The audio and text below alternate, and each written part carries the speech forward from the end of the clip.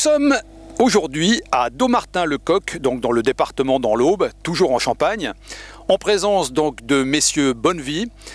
Alors, messieurs, j'ai envie de vous poser la question que je pose habituellement à tous nos clients.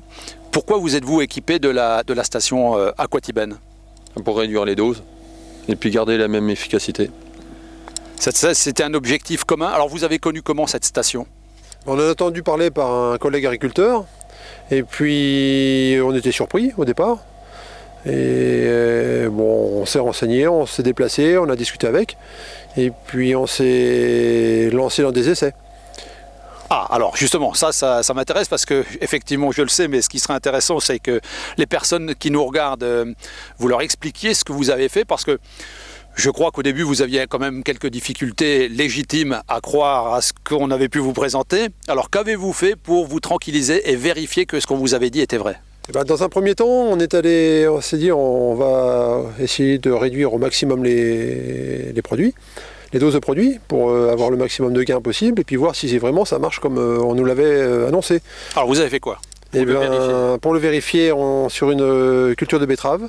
Alors expliquez que vous êtes allé chercher de l'eau. Oui, non mais pour la culture de betterave, on est allé chercher sur une parcelle, on a fait des essais donc en bande sur une largeur de pulvée entière, donc sur une surface à peu près de 2 hectares. On a comparé avec de l'eau traitée. Et tous les passages, que ce soit du désherbage, du fongicide, de l'insecticide, des oligos, on a tout fait de A à Z avec de l'eau modifiée et le reste de la parcelle avec de l'eau classique. Et puis à l'arrachage, on a comparé. Et bon, le rendement déjà au moins le même. Et puis l'efficacité, de toute façon, le champ était aussi propre d'un côté que de l'autre, donc aucune différence, quoi. Avec plus de sélectivité.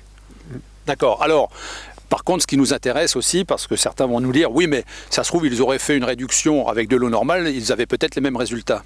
Non, on l'a conduit aussi, ça. Ah, voilà.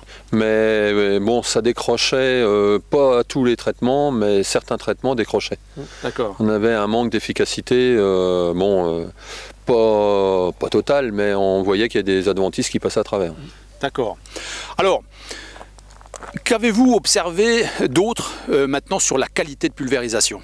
On peut s'apercevoir que quand on pulvérise avec de l'eau modifiée, ça fait comme un rideau qui tombe de la rampe. Là. On a beaucoup moins de dérives, d'embrun. Et on voit sur les feuilles, avant-hier, là, j'ai fait des traitements sur colza. On prend les feuilles sont bien brillantes, on ne voit pas les gouttelettes qui arrivent sur les feuilles. C'est impressionnant. On voit une excellente couverture de plantes. Ouais, tout à fait, ouais. Maintenant, sur le positionnement de la bouillie, vous m'en parliez tout à l'heure. C'est-à-dire la tenue de la bouillie, comment elle se positionne sur le feuillage. Et on voit, elle englobe bien le feuillage. Et puis ça descend bien. Ça descend bien. À la rampe, c'est vrai que ça tombe bien. Alors, après, maintenant, vous en avez parlé tout à l'heure, Dominique, c'est les aspects économiques. Vous travaillez, donc on l'a dit, sur 700 hectares à peu près, c'est ça, 750 hectares. Un tel investissement, vous le rentabilisez en combien de temps? Dans l'année, il va être rentabilisé. Évidemment, l'outil n'a pas été conçu initialement pour réduire les doses, même si on le voit, la preuve une fois de plus avec votre expérience, mais l'outil a été aussi conçu pour optimiser l'efficacité. Dans votre secteur, par exemple dans le département de l'Aube, est-ce que vous avez à certains endroits des problèmes d'efficacité, notamment sur les désherbages? Oui, sur les graminées. Les antigraminées, on a des problèmes de résistance et on va se servir de cette eau-là pour ne pas réduire les doses, mais augmenter l'efficacité. Donc on a bien des résistances quantitatives dans ce cas-là, hein. C'est-à-dire que c'est pas qualitatif lié à la molécule, parce qu'effectivement là on n'est pas dans le miracle, c'est bien des résistances quantitatives, et si effectivement on donne de l'efficacité au bouilli, on va enrayer cette problématique. Est-ce que vous l'avez expérimenté sur d'autres cultures que des betteraves et de la pomme de terre? Sur le maïs, on a fait une année sur du maïs, donc désherbage avec de l'eau modifiée.